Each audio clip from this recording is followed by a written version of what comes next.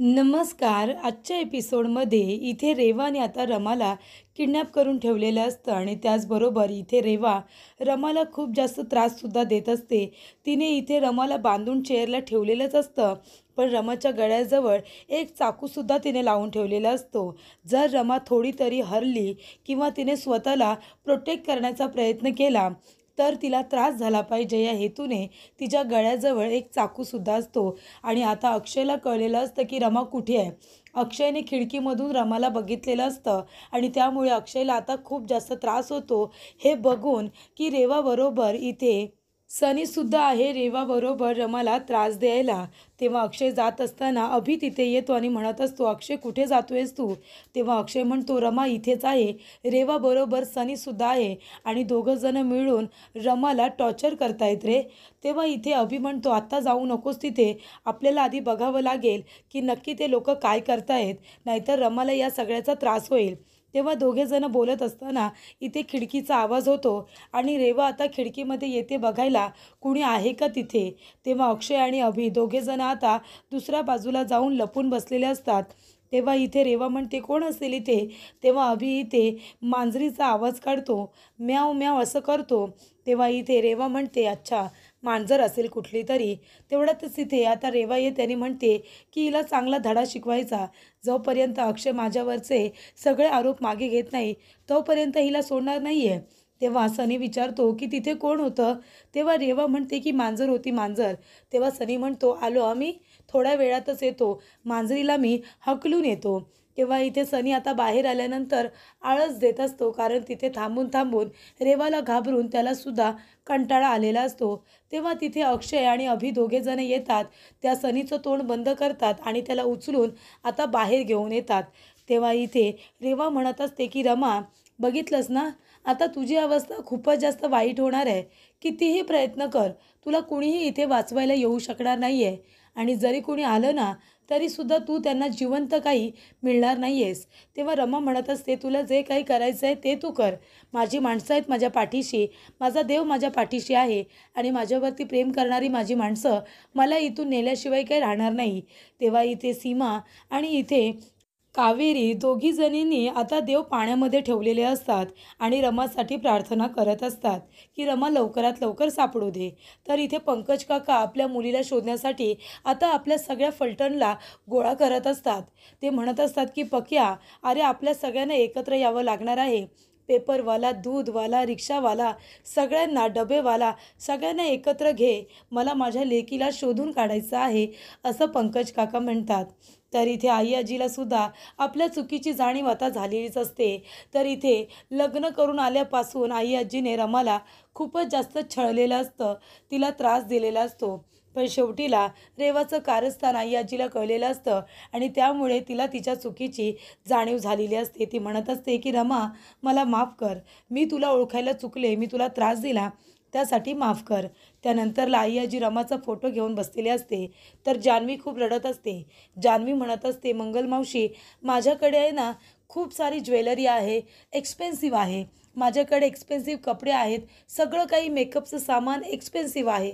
सगळं मी एक्सपेन्सिव्ह आणि ब्रँडेड वापरते. पण आता आहे ना मला हे सगळं नको आहे. मला हे सगळं अजिबात नको आहे. मला फक्त माझी रमा हवी आहे गं. रमा खरंच खूप चांगली आहे. ती घरामध्ये असली ना की घरात चैतन्य असतं. मला फक्त माझी रमा हवी आहे. देवाला हे मी सगळं द्यायला तयार आहे. पण पण माझी रमा सापडू दे. मला रमाच्या पुढे हे सगळं काहीच नको आहे. आणि इथे मंगलला मिठी मारून ती रडत असते.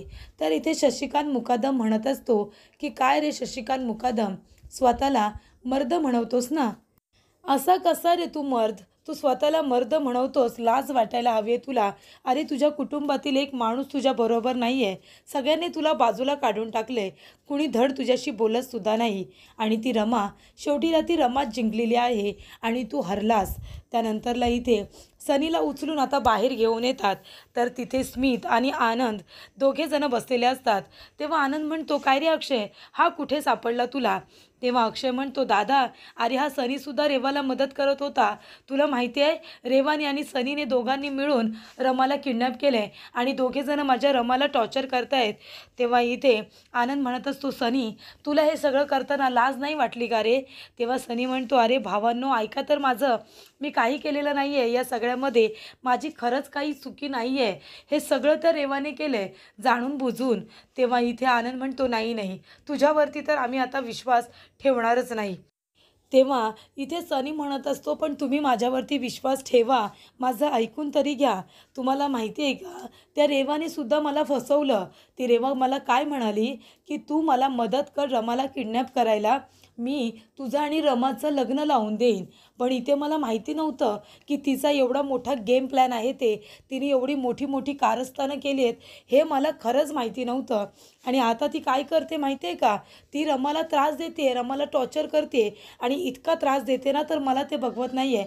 आणि मी असा नाही आहे, मी खरंच असा नाही आहे, मी कुणाला त्रास नाही देऊ शकत, एवढं मी कुणाला मारू नाही शकत. तेव्हा इथे रमाचा त्रास मलासुद्धा बघवत नाही आहे. आणि तोच मी विचार करत होतो की रमाला तिथून बाहेर कसं काढता येईल. मी खरंच तेच प्रयत्न करत होतो. कारण का, रमासुद्धा म्हणालेली असते की बघितलंस रेवा काय म्हणाली, ती म्हणाली ही एकदा मेली ना की सगळ्यात आधी अक्षयला झपाटेल, म्हणजे ही नंतर तुला सुद्धा मारेल, कळतंय का तुला. तेव्हा सनीचे डोळे उघडलेले असतात आणि सनी म्हणतो की मी रमाला तिथून बाहेर काढण्यासाठीच प्रयत्न करत होतो आणि त्यासाठी मी विचार करायला बाहेर आलो आणि ह्या लोकांनी मला पकडून इथे आणलं. मी खरंच सांगतोय, शपथ घेऊन सांगतोय, माझ्यावरती विश्वास ठेवा, मी असा अजिबात नाही आहे, मी रमाला त्रास देत नव्हतो. तेव्हा अक्षय म्हणतो, मी बघितलं तू रमाला त्रास देत होतास. तेव्हा इथे सनी म्हणतो, हो मी त्रास देत होतो, पण ते त्या रेवाला दाखवण्यासाठी, नाहीतर माझा बाकीचा काही हेतू नाही आहे, वाईट हेतू तर माझा अजिबातच नव्हता. तेव्हा इथे अक्षयला आता एक फोन आलेला असतो. अक्षय म्हणतो की अननोन नंबरवरून फोन आहे आणि तो फोन उचलतो. तेव्हा इथे रेवा म्हणते, हाय अक्षय, झाला का तुझा विचार करून? हे बघ, मी तुला आधीच सांगितले, जर तुला रमा जिवंत हवी असेल ना, तर माझ्यावरती तू जेवढे आरोप केलेले आहेस तेवढे आरोप तू मागे घ्यायचे. आता बघ तुला काय हवं आहे, तुला तुझी रमा हवी आहे की तुला मला शिक्षा द्यायची आहे. आणि इथे रेवा आता रमाच्या पायावरती पाय देते. तिच्या पायाला आधीच जखम झालेली असते, त्यामुळे इथे रमा आता जोरात ओरडते आणि म्हणते, रेवा प्लीज माझ्या पायावरती पाय देऊ नकोस, आधीच त्याला खूप दुखतंय, त्याला जखम झाली आहे, प्लीज रेवा. तेव्हा इथे अक्षय म्हणतो, हे बघ रेवा, तू म्हणतेस ना मी सगळं ऐकेन, पण तू माझ्या रमाला आता त्रास देऊ नकोस. तेव्हा रेवा म्हणते, ठीक आहे, पोलीस स्टेशनला जायचं, माझ्यावरचे सगळे आरोप मागे घ्यायचे आणि पोलिसांकडून लेटर लिहून घ्यायचं की माझ्यावरती आता आरोप नाही आहेत आणि त्या लेटरची कॉपी मला पाठवायची, तेव्हाच मी तुमच्या बोलण्यावरती विश्वास ठेवेन. त्यानंतरला इथे आता फोन ठेवलेला असतो. तेव्हा अक्षय म्हणत असतो की तेच म्हणते की तिच्यावरचे आरोप मागे घ्या म्हणून, आणि आता तर काय, पोलिसांकडून लिहून घ्या की केस मागे घेतले आणि त्याची कॉपी तिला हवी आहे. तेव्हा आनंद म्हणत असतो, मग अक्षय तू काय करणार आहेस, तू तिच्यावरचे सगळे आरोप मागे घेणार आहेस का? अक्षय म्हणतो, अजिबात नाही, एकसुद्धा आरोप मी तिच्यावरचा मागे घेणार नाही आहे. तिने जे काही आरोप केलेत ना मी तिच्यावरती, ते गुन्हे आहेत मोठे मोठे आणि ते साधेसुधे गुन्हे नाही आहेत, त्याच्यामुळे तिला तिच्या गुन्ह्यांची शिक्षा तर मिळणारच.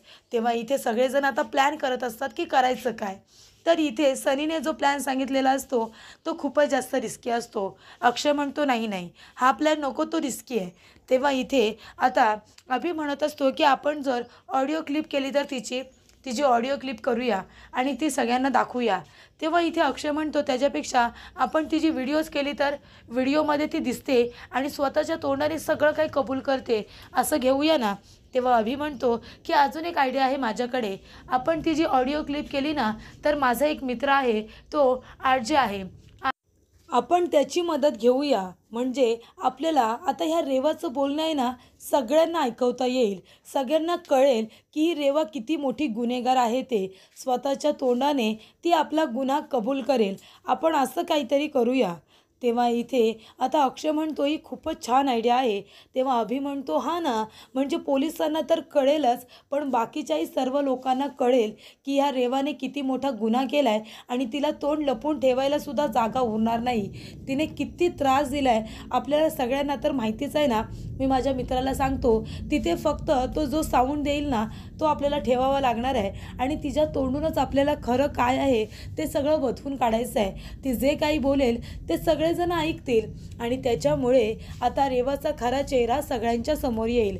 तेव्हा इथे अक्षय म्हणत असतो की ही तर खूप छान आयडिया आहे, आनंद म्हणतो की तुम्ही जे काही बोलताय ते सगळं मला पटतंय, पण हे रिस्की तर नाही आहे ना, त्या रेवाला काही कळणार तर नाही ना. तेव्हा इथे आता सनी तुला सगळं काही करायचं आहे. कॅमेरा अँगल असा ठेवायचा आहे की ज्याच्यामध्ये रेवाज दिसेल आणि तुझ्या कॅमेरामध्ये आता तिला तू शूट कर, तिचा व्हिडिओ तयार कर आणि त्यानंतरला हा साऊंड तुला अशा ठिकाणी ठेवावा लागेल, ते उद्या तुला आम्ही सांगूच, असं आता इथे अभि म्हणत असतो. त्यानंतरला सनी म्हणतो काळजीच करू नका भावांनो, माझ्यावरती विश्वास ठेवा, मी तिथून रमाला बाहेर काढेन. तेव्हा अभि म्हणतो हे बघ भावा बोलतोयस तू, आता आम्ही तुझ्यावरती विश्वास ठेवतोय शेवटचा, त्या विश्वासाला जाग, या वेळेला तरी आमच्या बाजूने राहा आणि आमचं काम कर, ठीक आहे ना. तेव्हा इथे अभि म्हणत असतो की आता एकमेकांच्या हातावर हात ठेवूया आणि आपल्या कामाला सुरुवात करूया. तेव्हा सनी म्हणतो काळजीच करू नको, मी बरोबर तिथून रमाला बाहेर काढेन. त्यानंतरला इथे आता रेवा येते आणि म्हणते की गुड मॉर्निंग रमा, काय मग झाले का झोप. तेव्हा इथे रेवा म्हणत असते की कसं आहे ना रमा, स्वतःची झोप ही तर कडू केलेलीच आहेस आणि माझी झोप कडू केलीस, स्वतः झोपतेस तरी डाराडूर, पण तुझ्यामुळे मला काही झोप नाही आहे, कळतंय का. मग काय रमा, तुला चहा हवा आहे का. नाही, तुझ्यासारखा एकदम छान चहा मला काही करता येत नाही, पण थोडाफार चांगला बनवते मी. तेव्हा इथे आता रमाला तिचा खूपच जास्त राग येत असतो. तेव्हा इथे रेवा म्हणत असते प्रेमात आहे ना आंधळी झालेली लोकं मी बघितलेत, पण प्रेमात भित्री झालेली लोकं पण मी आता पहिल्यांदा बघितले. अक्षय, अगं तुला त्रास होतोय म्हणून अक्षयला किती त्रास होत होता तुला माहिती आहे का. तो म्हणत होता की तुझ्या हातापाया पडतो, अगदी तुझ्या पायावरती नाक घासतो, पण माझ्या रमाला मात्र काही करू नकोस. किती प्रेम आहे गं तुझं अक्षयवरती, आणि म्हणूनच तो आता तयार झाला आहे माझ्यावरचे सगळे आरोप मागे घ्यायला. तुला माहिती आहे, म्हणजे तुला वाटलंसुद्धा नसेल ना की अक्षय असं करेल, पण तो करतोय तुझ्यासाठी. तुझ्यासाठी तो माझ्यावरचे सगळे आरोप आता मागे घ्यायला निघालेला आहे. तेव्हा इथे हे सगळं ऐकून रमाला वाईटसुद्धा वाटत असतं, कारण रेवाचे गुन्हे इतके मोठे असतात की तिला शिक्षा झाली असती तर सगळ्यांना जास्त आनंद झाला असता. तर इथे आता सगळी तयारी झालेली असते, पोलीस आलेले असतात, आनंद, पंकज, अभि, अक्षय, सनी सगळेजण एकत्र असतात आणि इथे आता आरजेला सुद्धा फोन केलेला असतो अभिने, सगळी तयारी करायला सांगितलेली असते. सगळ्या रेडिओवरती आता रेवाचा आवाज ऐकू जाणार असतो. तेव्हा इथे अभि म्हणत असतो की हे बघ, हा आहे तो साऊंड, हा आपल्याला तिथे ठेवायचा आहे जिथे रेवा स्वतःच्या तोंडाने सगळे गुन्हे कबूल करेल, हा त्या ठिकाणी ठेवायचा. आणि आता कॅमेरा व्हिडिओ तयार करायचा आहे, मग मोबाईल. तेव्हा इथे अक्षय म्हणतो की सनी तुझा मोबाईल ठेवायचा तिथे, तुझ्या मोबाईलवरून सुद्धा व्हिडिओ सगळेजण बघतील, कॅमेरा अँगल हा रेवाकडेच असला पाहिजे. तेव्हा इथे सनी म्हणतो की ठीक आहे, काळजी करू नका, मी करतो सगळं बरोबर. त्यानंतरला अभि आपल्या मित्राला फोन करतो आणि म्हणतो की ठीक आहे, आता सगळी तयारी झालेली आहे, तू सुद्धा आता रेडी राहा, आता सुरुवात तर होणार आहे.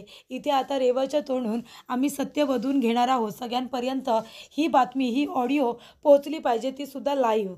तेव्हा इथे तो सुद्धा रेडी झालेला असतो.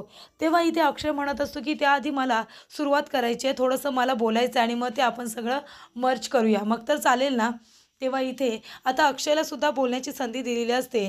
तेव्हा अक्षय म्हणतो की हाय सगळ्यांना, मी आधी माझं नाव सांगतो, मी आहे अक्षय मुकादम आणि आज मी तुम्हाला एका गुन्हेगार मुलीला सगळ्यांच्या समोर एक्सपोज करणार आहे, ज्या मुलीने स्वतःच्या हाताने खूप गुन्हे केलेले आहेत.